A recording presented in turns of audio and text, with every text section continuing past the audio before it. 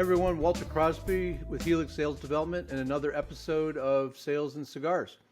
Today, my guest is Nate Tutas.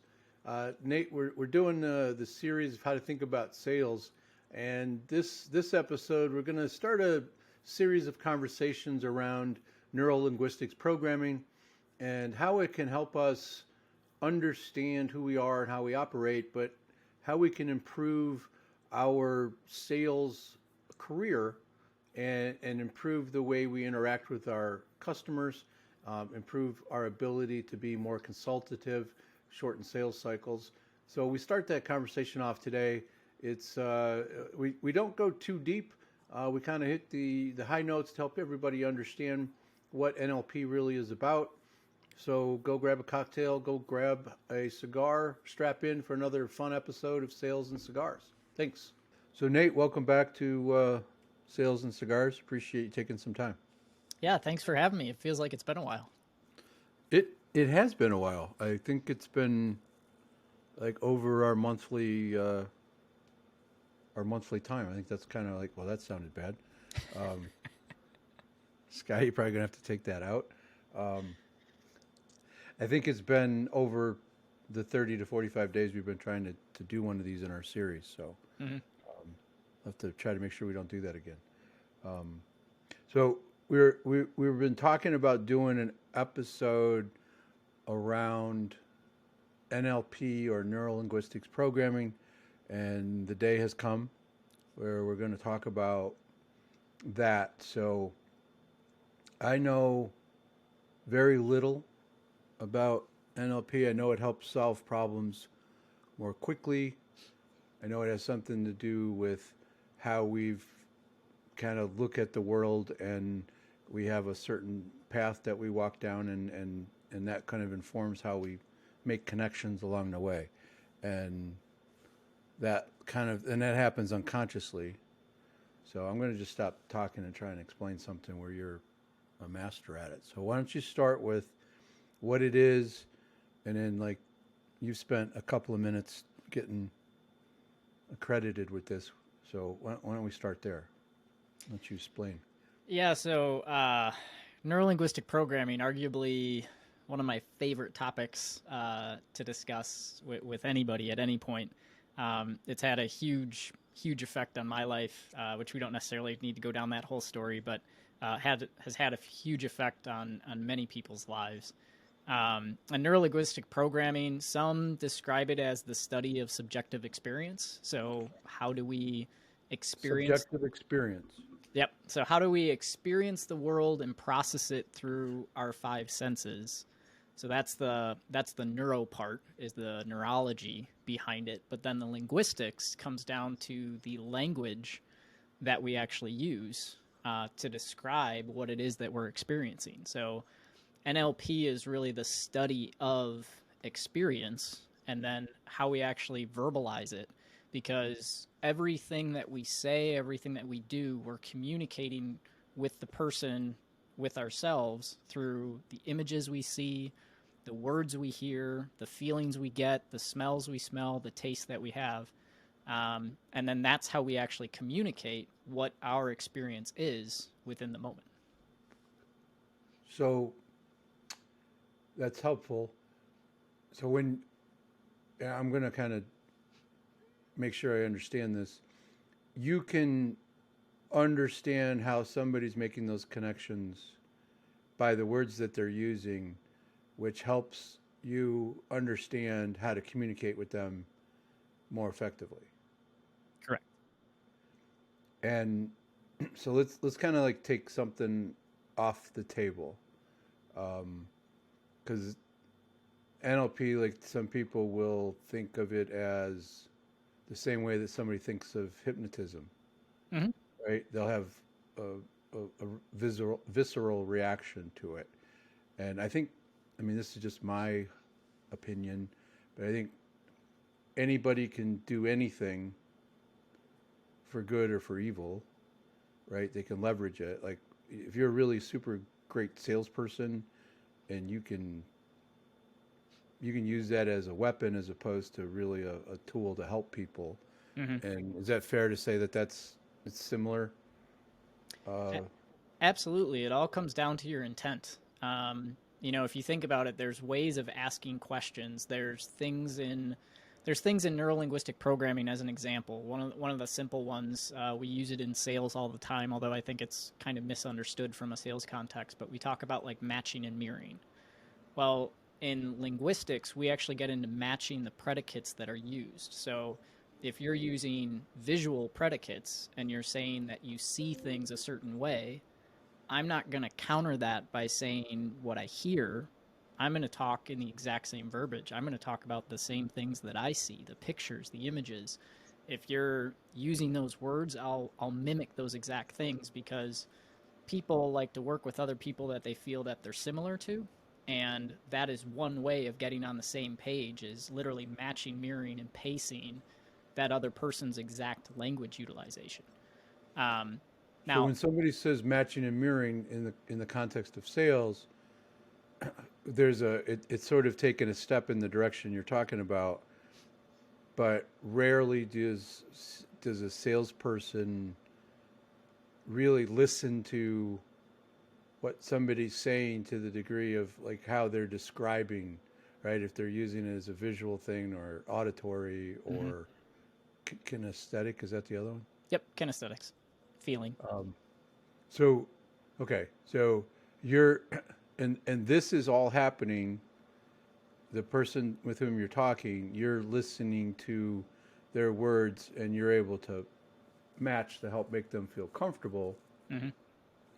And it's happening we all do it on an unconscious level, right? Correct. Okay.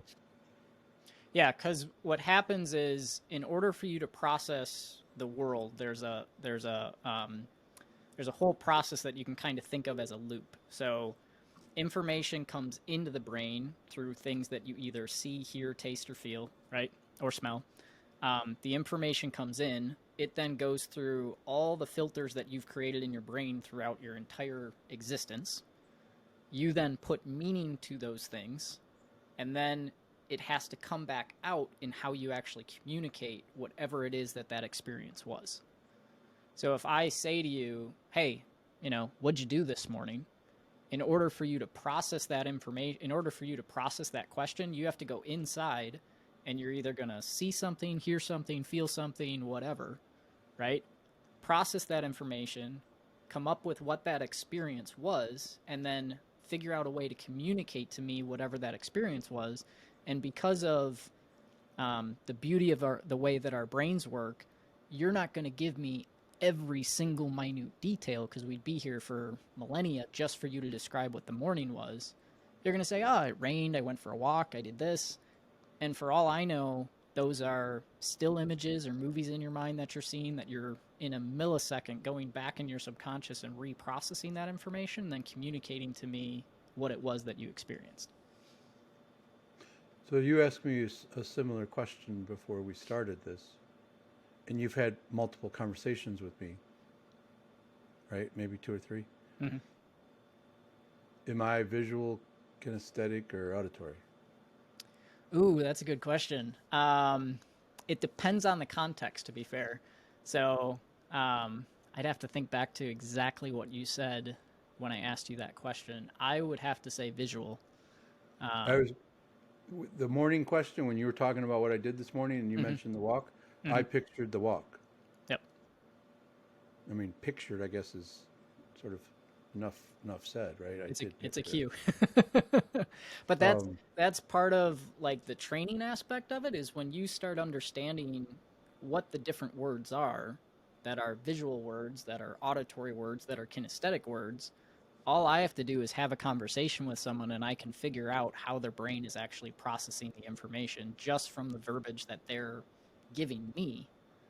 And then I can make a determination of the best way to communicate back with them. You had made a comment before we came on, and it's something that happens all the time, but how two couples can be having the same conversation, and yet they're arguing with each other many times, not always, but many times. I don't think I said anything about that at all. Many times that could be because one is processing things visually and the other is processing things auditorily. So someone's talking about the other person isn't seeing, they're not seeing the big picture. They're not this, that, the other. And the other person saying, well, you're just not listening to me. You're not hearing what I'm trying to say. And So when somebody says to me, and she'll remain nameless, she needs to talk through all of the freaking steps of this process, right? Yep. Like boom, boom, boom, boom, boom, and I'm already over there. She's not, and I'm just supposed to sit there and keep quiet, so let her get to where she needs to go. And I get why it's annoying, but to be a better communicator and a better husband, is I need to do that. So I always thought she was auditory.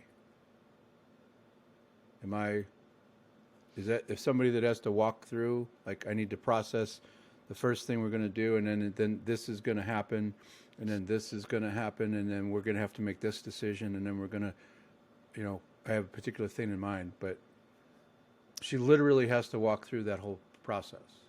Or I can yeah, so some of that could be the predicate and the actual preferred preference of how they process information, whether they process things visually, auditorily, or kinesthetically. But that also comes down to what in NLP we refer to as meta programs. And meta programs are programs that we run kind of alongside everything else in order to process information. So one common one is big picture detailed, right? In NLP, we call that chunking, either big chunks of information or small chunks of information. From what you've said, she's a more detailed person. Now, if you listen to how she actually processes through that information, you'll be able to pick up if she's using auditory terminology or visual terminology, and then how she's actually linking things together. And there's strategies that you can actually apply in NLP to help people process through that information at a faster rate. That's some of the work that I've done with some executives, is helping them to make decisions at a faster pace and figuring out how to do that. Well, sometimes if you take like a visual example, you'll have a detailed person that has to chunk things down, but what they see is multiple images that are still images that are one after the other that they have to put together and then check each individual image, each detail, to figure out if all the steps are lined up, right? Well, if you can help that person to change the series of still images into just a continuous movie, it speeds up their process very quickly, because now they just see the movie and they can run it all the way through. Time is a construct that we created in our minds, so you can fast forward and rewind that video when you turn it into a video, and then you can make decisions faster and process things more quickly. So it's sort of like when we jumped from photo albums to family movies on the old 8mm, and then the video processing, and now digitally. That's what you're talking about. That's speeding things up, of taking that walk through time, right? You can go back and see it at a different pace. Yep. Okay, so I probably need to have that conversation where I need to understand. I think I know that she's looking at. I used to think of it as checklists. Like, this is the thing that has to happen before this thing, and this thing has to happen for this thing. She is more detailed than I am, 100%. But I have to pay attention to that, because I think it is slower. She must be looking at, what's slower than looking at pictures? Well, it could literally be an auditory checklist that she has to go through in her head. So she has to talk about each step, and this would all happen internally. Well, right? she actually says to me, I have to talk this through. So talking is an auditory signal or trigger. Well, yes, but it depends on the verbiage that the person uses in that context. So you may have to talk it through, but that may just be their way of processing it. And so you have external audio and you also have internal audio, and you can also combine these things. So it could be a case that she has to hear it externally so that she can visualize it. Or it may be that she has to hear it externally so that she can do an internal check with a kinesthetic feeling. So, I mean, But she doesn't need me to say anything. That auditory thing can be her own voice going through it? Completely. Okay. Yeah, completely. Right. That's why some people, I won't say who, I may or may not have a father that does this, will talk to themselves when doing certain things. It's because they need that external audio, but in order to create it, they create it themselves so that they can hear their own voice talking through it and saying, is this right or is this wrong? And I think that's kind of what she's doing, and she wants me to be part of it as a check. Mm-hmm. Maybe less of a check, but more of just like, I'm with her with this, Mm-hmm. and like, I need to do this. And my first thought is, I don't need to do this. I don't, go have your conversation with yourself, which isn't supportive, which isn't helpful. It isn't any of those things. Mm-hmm. So I just got to like get her to turn on a movie rather than photos. Possibly. I'd have to be there to fully understand the scenario and dissect the actual Yeah. the strategy, because the thing is with that is we all have strategies that we run constantly throughout our day, right? We have strategies to determine how we feel. We have strategies to determine what we're going to do. We have strategies to determine what we're going to do in this exact moment. Like there's strategies that are just running in the background to determine how we process things. One of the things that NLP is really good at, and that NLP got its name for in many different ways, is that we have the ability to actually talk to someone and then extract what their strategy is. So we can go and talk to, and this is how NLP really got to the level that it's at as far as its capabilities, is NLP, we go and we study the best of the best of the best, and we figure out what do they do differently than everybody else that gets them results. So like Dr. Bandler, for instance, NLP was originally created by Dr. Richard Bandler and John Grinder back in, I think, the 70s. And Dr. Bandler tells a story about how when he was trying to help people get over phobias, a lot of the people in the medical field, in the psychiatry and psychology field, were going to people that had the phobia and talking to them and trying to figure out how they got the phobia. Well, Dr. Bandler kind of looked at it from the opposite direction and said, well, what if I found people that actually got over the phobia and went and talked to them? So if I'm remembering my stories correctly, he actually put an advert in the paper in San Francisco to find people that got over their fear of heights, and had people that were like, oh yeah, I had a fear, it was massive. And, he asked them questions to figure out, was it a real fear or, not? And stuff that was debilitating. People that couldn't get into elevators, people that couldn't be had to give up their jobs because they couldn't work at certain heights, and high rises were getting bigger, taller and taller. And he went and talked to them and was like, well, how did you actually get past it? What did you do?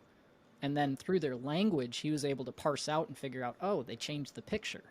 They changed the voice that was in their head. They minimized it, or they got it to go further away, or whatever the difference was. And then he took those differences and applied it to people that were having the fear of heights and got them over their fear of heights like that, because he figured out what worked and then applied it. So again, some people think of NLP as sort of a trick or some sort of magical thing, and they don't give it credence. Mm-hmm. And I'm not one of them, but I don't know how to do it. I understand what you just said, and that it's very similar to what a therapist might do, whatever kind of therapist there is. It just takes them forever Mm-hmm. to go through. I mean, I've gone through therapy to talk through it, and my thing was, after listening to the lady, like, just cut to the chase. Like, why is it doing that? Why am I thinking like that? I understand. Mm-hmm. I'm not arguing with you, but why?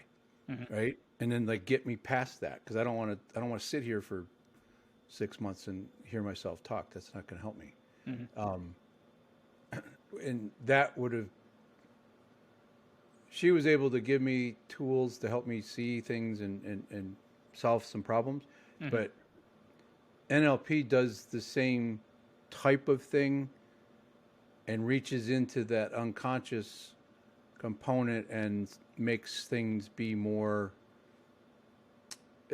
gives you the tools internally to be able to get past things, to go faster, to be more efficient, to be whatever, to get past whatever that challenge is. I mean, I'm kind of trying to make it broad, but everything's different depending upon the context. Yes. But essentially, that's what we're doing, is we're unlocking those problems that were created for whatever reason and reprogramming. Yeah, the easiest way I can kind of describe what you just kind of walked through, and again, credit to Dr. Bandler on all this, because he created it, and I'm using some of the verbiage that he's used to describe it. But psychiatrists and psychologists like to go into the past and figure out how something started. Well, the challenge there is many times you're having people relive things that caused the problem. So that would be like if someone had an automobile accident and you were like, great, I'm going to have you jump in that car. Can you show me how you did that? Yeah, They're run gonna into get in the that tree one more accident time. again. So in NLP, we'll kind of make, it's a little tongue in cheek, but we'll say, hey, don't tell me how you got screwed up, because I don't want to install that. I don't want to learn that program and install it in anybody else. And it's kind of joking, but it's also partly serious. Of, we don't necessarily care. We don't need the background information. All we need to know is, typically speaking, when someone has, like, let's take a phobia as an example. Most people with phobias, if you ask them how they know they're going to have the fear, like if I take you up on a tall building and you have a fear of heights, they'll be able to tell you, this is at what level I'll actually start getting scared. This is when I'll start becoming afraid. People that have a fear of spiders, you can start describing a spider and they'll start cringing a little bit, and they'll start looking around like, do you have one in the room? Which tells you it's all up here. It's all in their thought. Well, why would you be afraid of spiders unless it's a big spider, right? And I mean big, I mean like 3 feet or bigger than your foot. People are afraid of clowns. Right, but when when an NLP person gets into that stuff, what we want to figure out is, how do you know to be afraid?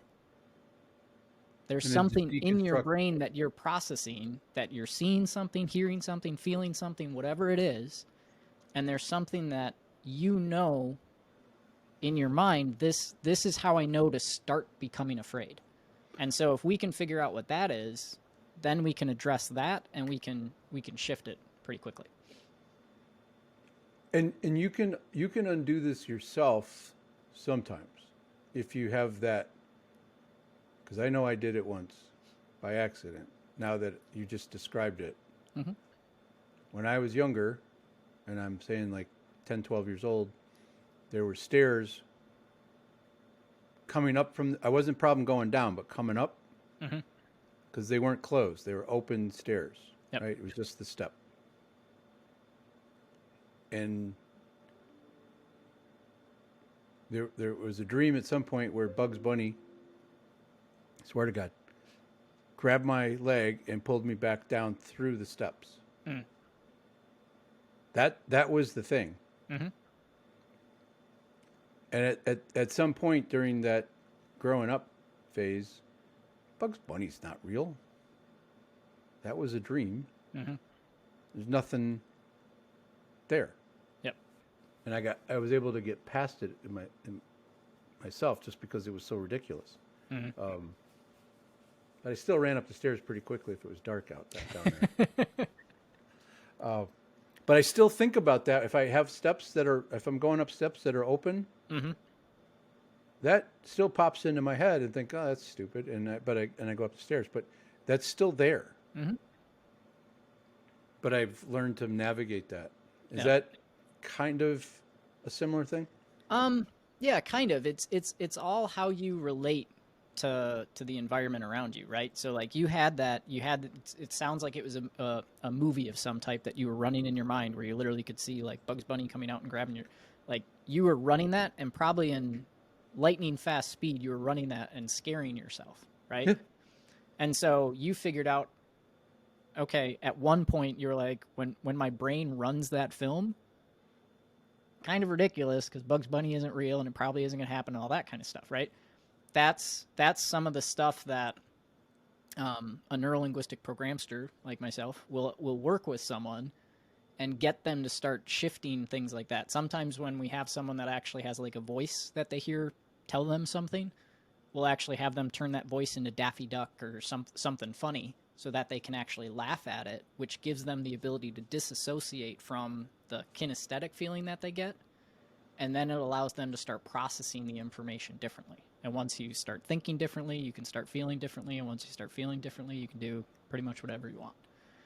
So, Okay, so you disassociate those things that you've learned. mm-hmm. All right, so let's move away from cartoon characters. Say that's a rabbit trail, no pun intended, but Yeah, rabbit hole. So let's talk about the idea that how does this apply? How can we help salespeople or business entrepreneurs, right? Because those are my favorite people. mm-hmm. Improve being better leaders, making, not freaking out every time something goes off track, or not being afraid to pick up the phone, or they don't even do that. They stop themselves before that. Yeah. Right. So how does NLP, and not that we're going to solve the problem, but how do we make people feel comfortable that this might be a option for somebody to improve their life?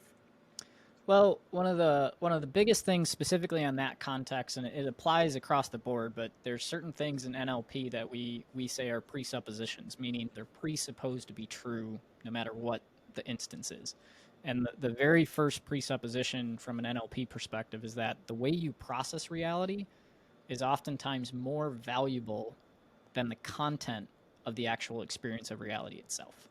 So if you're processing picking up the phone as something that's scary, it's actually more valuable to change the way you're processing that information than to actually change the context. The context is still going to remain. You got to pick up the phone and make the phone call. But if instead of associating picking up the phone with, I'm going to pick up the phone, and most of the time, salespeople are doing one of two things. They're either hearing a voice inside their head of a scary person on the other end of the line, berating them and telling them they suck, and why are you calling me, and this, that, and the other. Which, again, if we go back to you're thinking those thoughts before you pick up the phone, how is that a good plan? But it's not their plan. It's happening to their... But that's the plan inside their head. So the plan, the strategy that they run in that case, if I was talking to a salesperson, they told me that was what happened, I'd go, so let me get this straight. You look at a phone and you say to yourself, when I pick up that phone, there's going to be someone on the other end that's going to call me names, it's going to tell me bad things, blah, blah, blah. That, or you could choose to have a different strategy, a strategy where when you look at that phone, you think, the next person I talk to I'm going to help them. I'm going to help them to move forward. I'm going to help them solve a problem in their business. I'm going to get rewarded for my efforts, blah, blah, blah, blah, blah, blah, blah. And if they say no, tough, because I'm on to the next person. You weren't the right one. Those are two completely different strategies. So the concept of next, Mm-hmm. right? Used to have the little 3x5 card that was on the bullpen wall in front of where the phone was, and a big next. Yep. Or Russell's, you're one funnel away. Yep. Right? That's the mentality. But it's not really mentality as much of it is an internal strategy. Is that the way to look at it? Yeah, it's an internal strategy because the salesperson that looks at the phone and starts talking to themselves in a negative way is the same type of process as the person that looks at a tall building and starts talking themselves into how freaked out they're going to be when they get to the top. Nothing's happened yet. There's nothing to be afraid of, and yet you're already talking yourself out of making a phone call. So can it's not typically classified as a phobia. It's not classified as one, but I've met a few salespeople. Same thing though, right? It is. It's the exact same thing. So, It's just an okay. easily avoidable phobia. I'll put it that way. It's not debilitating. It's an easily avoidable phobia until your But it paycheck kind of comes is in. debilitating if you're a sales guy where you make money by picking up the phone and talking to people you don't know and asking them questions to see if you can help them. Hmm. If you can't do that, that's a significant portion of your job. Hmm. And if you're afraid to do it, I would argue that that's more debilitating than not being able to get in an elevator because if you can't pick up the phone, you could be in your pajamas at home these days. Hmm. Well, and to that point though, there's salespeople. I don't know of any of them, but I've heard the stories that they'll go get hired. They'll work at that job, taking the paycheck until they figure out that they're not making calls, and then they'll just move on to the next job, and they'll just keep job hopping, job to job to job to job, not addressing the fact that what's really preventing them from being successful is that they're afraid to pick up the phone, but they'll blame everything else so that they can avoid that one fear that they have. Okay. So we'll get practical for a second. Mm-hmm.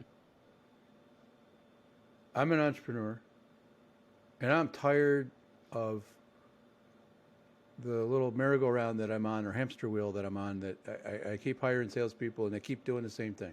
They all look good. They say the right thing. They sound good. Da da da da. They know the business, and then they don't perform. Mm-hmm. And if that person, that entrepreneur, was like, I'm done doing this. What question would they have to ask, or what would they have to get? Not one question, but what would they have to hear from their salespeople? Say they got 5 that are unperforming, and let's just, maybe there's 2 of them that out of the 5 that, yeah, I'm afraid to make that call. Mm-hmm. Like, how does he or she get there to really figure out that, hey, I should call Nate? You see, you understand where I'm going here? Yeah, I was going to say, let me clarify the question, though. Are you asking about how they interview to make sure they don't hire someone that has a fear of No, picking they're up already the phone? screwed. They got the guys on the payroll. Okay, they're already That's a at that different point. question. I was saying, because those are 2 different answers. First Yeah, one, bad strategy. Don't hire people that don't like picking up the phone. right. Work that into the interview process. Simple strategy. Yeah, so the main thing is figuring out, is the fear the phone itself, right? It's you have to be able to have the conversation and figure out what it is that they're doing. And that, Oh, again. well, let me clarify my question, Mhm. because I have it in my head, but I don't think I asked it right. So they have underperforming salespeople, and they're trying to figure out, of the 5 that suck, are any of them salvageable to have a conversation with you or somebody like you to determine if they're willing to do the work to get there. Is that the right way to look at it, or is it like, let's have the conversation with all 5 and we can figure that out in half hour? I'll say that's one of those that, like for me, I could have the conversation and figure it out pretty quickly. But part of that is understanding of the human psyche on top of things, right? So, part of the challenge with that specifically is, if I can have a conversation, I can figure out if they're talking to themselves, if they've got images in their head, whatever it is, and figure out if that's truly it or it's just a pure lack of motivation. Because it can be both sometimes, right? And so if I'm a business owner and I want to figure out salvageability, one thing I believe is that everybody maintains an equal value, right? So just human to human, we're all human. Everybody has a high value in my world, right?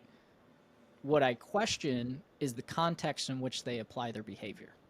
So I'm going to start digging into behaviors and figure out, what are you doing to be successful? and what aren't you doing that's causing you to be unsuccessful, and then I'm going to start digging into why you may or may not be doing some of those things. If it's a motivation thing, sometimes people just haven't had their goals tied to the reality of their job. And when you tie those two things together, all of a sudden the person gets motivated and all the other stuff gets washed away. What it was is they didn't have the motivation to pick up the phone because they didn't connect making phone calls, making sales, and a bigger paycheck with that boat that they want to buy, or with, old school sales tactic. And I'm sure you've heard this one plenty of times, but the old school sales tactic used to be, go buy yourself that car you want. Go buy yourself, because then you're going to be scared. You're going to be so afraid of missing a payment that you're going to get past any fears that you have and go sell. Right. Well, in a lot of days, in a lot of time frames now, people haven't connected that goal that they have, what it is that they truly want, with the actions that they take resulting in achievement of that actual goal, right? So what you said, like the IR, right, is, everybody's your identity and your role, and everybody's a 10 out of a scale on a 1 to 10. mm-hmm. Everybody's a 10, and that's basically what you just said. And I think of that as well. As a person, we're all 10s. Now, in the role that we are as a salesperson, right, and that's the only thing we're talking about here, not whether they're a good brother, father, husband, or whatever. Mm-hmm. That's the piece that we need to suss out, right? Is it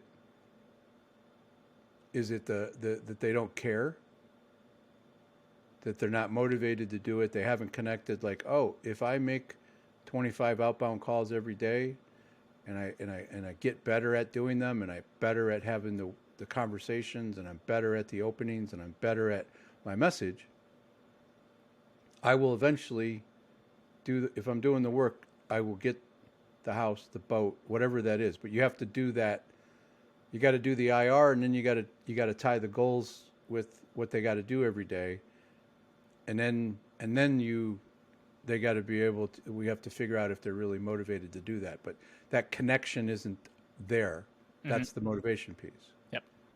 So what if that you're like, I really want the boat, right? You're going to listen for things that, I want the boat, I need the boat, I got to have the boat. If I don't have the boat, this happens, right? Those are all things that are predicates that help you understand if they're really motivated, right? To a certain extent, yeah. We wouldn't, from a specifics perspective, those would be modal operators. And you can have modal operators of possibility, and then there's modal operators of necessity. And so you can think of modal operators as essentially the verbs that go along with action. So I can, I can't, I will, I won't, I must, I need, all those kinds of things. And so the modal operators of possibility are the ones that present there's a possibility. So I could go do that, meaning there's also the possibility that you couldn't, right? The modal operators of necessity are need, must, have to, those kinds of things. So if I'm talking to someone and I'm trying to figure out if they're motivated to achieve something, and if they say, well, I'd really like a new car. That's completely different than, I gotta have this new car. I'm obsessed over it. I look at it. I've got a picture of it up on my wall. I have to have that thing. I'm going to find a way to get it. Two completely different things, and I'd like to get that new car. So that'll help somebody understand if those people are really motivated and made the connections. And if they don't, they may still be in the right role, but that needs to be corrected. And then it becomes about competency. And part of that is also like many times in NLP, we try to figure out what the strategy the person has to actually get what it is that they're looking to achieve. So we'll say, what is it that you actually want? What do you need in order to get there? Whose help do you need in order to get it? Great. If I could take all of that and put it in a box and give it to you, would you take it? Or is there something you need to change? And if they're like, yeah, that's exactly what I need. Okay, what stops you? that's simple to have that conversation, and then they can start filling in the blanks of, well, I don't quite know how to do this, or I get, worried when I'm picking up the phone, or I know I should be making more phone calls, but I think if I just send more emails, that'll work for me. And they've convinced themselves in their head that that's a good strategy. And all they need is someone to say, oh, great. Okay, great. So let me understand. How many emails a day are you sending out? Because I can tell you, I've had that 765. conversation. What's that? 765. Right. And so, what's your response rate? Like, let's dig into the numbers. Let's figure that out. Okay, so how many would you actually have to send in order to reach your goal? Does that sound like it's a good plan? Most of the time, they've never gone that far down the road to figure that out. And if they did, they'd go, oh, yeah, I don't have a high enough response rate. I'm either going to have to quadruple my output, or I need to pick up the phone.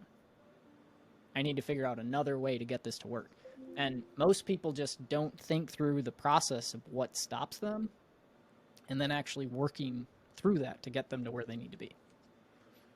So to kind of put a bow on it, because we're just scratching the surface, and I think what we've always looked at our conversations here is like a series of topics, right? Mm-hmm. We've talked about qualifying people, we've talked about prospecting, we've talked about scorecards and managing a pipeline and rooting out the hope and all those things. And I think there's probably, well, if you've spent years doing this, right?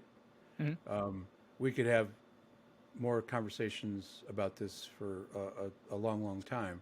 But if we were going to break this into a series of 3 or 4 sections, and we were going to sum this one up, that an entrepreneur needs to look at who's performing and then start to understand if this salesperson if they've done a good job connecting their goals of what they want, what they need, and what they really got to have to drive what they see as success. And that's different for everybody, right? Some people, they don't all need to be like, they don't need the shiny car, right? They might just want to be able to, take their spouse out for a nice dinner every week at date night and not have to worry about it, right? Whatever it is. Mm-hmm. So they got to work through that, make sure that those are connected, and then start to figure out what that individual salesperson, what's stopping them if they have a strategy. Because what we see a lot is that they don't have a strategy. Mm-hmm. This is the path of least resistance, so I'm going to go walk down here. Yep. I can sit all day here and think I'm busy doing stuff, marketing and sales work, by connecting on LinkedIn. Mm-hmm. Right? And then they have to help them see that prospecting plan. Yep. So, I mean, I just see this as an ongoing thing about it. There's helping them have the competencies to understand how to prospect, helping them understand what goes into a pipeline, and then helping them understand why they're struggling with those certain elements, what's getting in their own way, right? Because we talk about head trash, we talk about mindset, and with NLP, this allows us to take a peek inside their head to help them see that what's really blocking them from getting to that next level. Yep. And it's weird. It doesn't matter if it's sales, losing weight, exercising, I don't know, pick a thing, a phobia, like fear of clowns, worried about Bugs Bunny grabbing your legs as you walk up the steps. They're all, is irrational the wrong word? They're not helpful stories that we tell ourselves, or strategies. I would say they're unproductive, would be the way Okay. that I would look at it. Because the thing is, we all have our own maps of reality, and we all process the world differently. The question is the map that we built the most effective for getting us to where we want to go, right? And so that's really what it boils down to, is everybody has different strategies that they use and that they leverage. Everybody's gotten to where they are by taking strategies that they build in their mind and applying them. The question is, is there a more effective, productive strategy you could be applying to get you results faster? And is the way that you're thinking about things now, if the way you're thinking about things now isn't getting you the results that you want, then the only real answer is that you have to change what you're thinking. So the question is, what are you thinking? What's stopping you from getting to where it is that you actually want to be? And then how do we address that thing that's stopping you? How do we remove those interferences so that you can increase your productivity and effectiveness? All right. So I think my last question for this session is, I used to say your brain, if you ask your brain a question, it will get the answer. So if we ask our brain a shitty question, it will go find an answer and justify your shitty strategy. Yep. And keep you going in that direction. Yep. And if you change the questions you ask yourself, that's a way to start this process. Mm-hmm. Okay. So let's pretend somebody's out there, they listen to this and they're like, this is interesting. I need to learn more about it. Is it really just reaching out to you and exploring that and seeing if there's some program or some strategy that you can help them with? What's the best way to reach out absolutely. to them? You can reach out to me on LinkedIn, or you can connect with me via email, just nate@mindvaultllc.com. And I'm happy to have conversations with anybody on that. NLP, you know this because I've shared the story, but NLP had a massive, massive effect on my life in a completely different, unsales related, unbusiness related way. I got there from a sales perspective, but my wife and I were having struggles with getting pregnant and having a baby, and got my wife connected with someone in the NLP community down in Florida that they were gracious enough to do some work with Mandy, and a few months later we were pregnant and have our little girl Emma now. So I always tell people I'm sold on it hook, line, and sinker because I've seen what it can do. I've used it in my own life. I've helped other people with it, and just always happy to connect and talk to people about it. And it's really it's not something that somebody jumps into without really understanding it and how it's going to be interpreted. So I would encourage that conversation with somebody that is looking at their sales team and they've tried a variety of things, and before you just punt people, because I don't believe in let's just fire everybody and start over. I think you fire people that refuse to affect change. But beyond that, we got to give them a shot at trying to get better and improve. And I think people that want to do that and do the work, we should be willing to help them as entrepreneurs and coaches and NLP. What did you call yourself? NLPster? Neurolinguistic programster. Programster. Okay. All right.